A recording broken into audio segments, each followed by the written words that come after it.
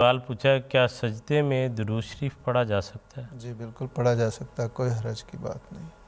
यानी जो उनके ज़हन में मवानियत है जी वो कुरानी आयात के हाँ जी, मुतालिक है। कुरानी आयात पढ़ना मना है, बल्कि एक इस पे हज़रत खलीफत मसीह राबी रहमतुल्लाह का बड़ा तफसीली, शायद बाज़ लोगों के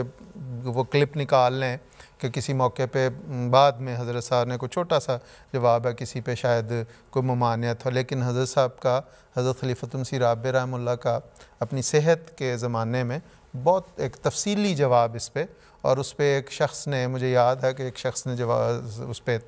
किया कि वो हुजूर वो उसमें तो हुजूर सल्लल्लाहु मोहम्मद नाम आता है, तो नाम लेने सजदे में, तो हुजूर ने फरमाया अल्लाह का नाम ले लेते हो सजदे में, तो मोहम्मद का नाम, उसके